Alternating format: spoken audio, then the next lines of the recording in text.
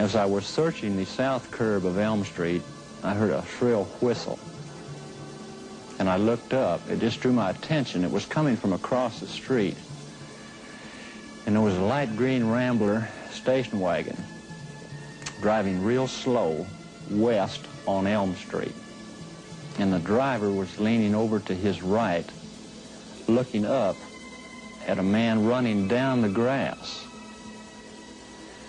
So I immediately tried to cross the street to take these two people into custody for question.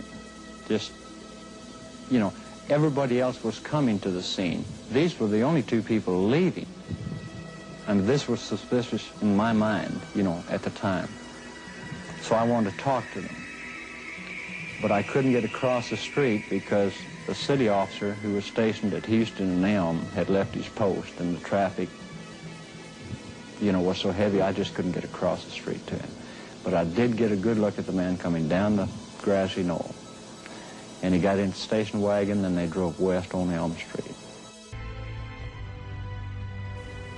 That afternoon, after Officer Tippett was killed, they took a suspect into custody. And I was thinking about this man getting away from me. Well, this was the man that got into the Green Rambler. The Green Rambler. And I called Captain Fritz at his office and gave him a description of the man I saw get into the Rambler.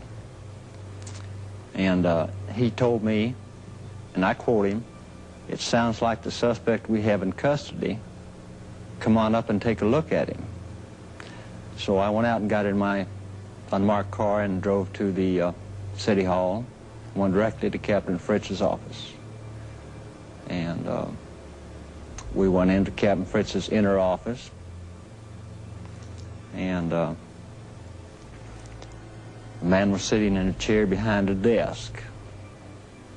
And there was another gentleman. I assumed he was one of Fritz's people because he had the white cowboy hat on, which was the trademark at that time of the Dallas Homicide Bureau. And Fritz turned to me and said, "Is this the man you saw?"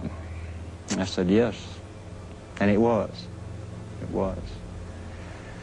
So he turned to the suspect and he said, "This man saw you leave." At which time the suspect became a little excited. And he said, "I told you people I did." And Fritz said, "Now take it easy, son," talking to the suspect. He said, "We're just trying to find out what happened here."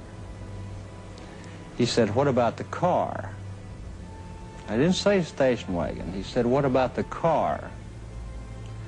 At which time the suspect leaned forward and put both hands up on the desk and said, "That station wagon belongs to Mrs. Payne. Don't try to drag her into this." Then he leaned back and very disgustedly said, "Everybody will know who I am now." Now, this was not a brag. I know it's been blown up to be a brag in the Warren Commission. But this was not a brag. This was a man that you catch in a building at night, you know, after it's locked. Mm-hmm. This is like somebody was trying to steal something and you catch him at it. He was embarrassed about it. Or disgusted that he had blown his cover or been caught or something. You know, it wasn't a brag.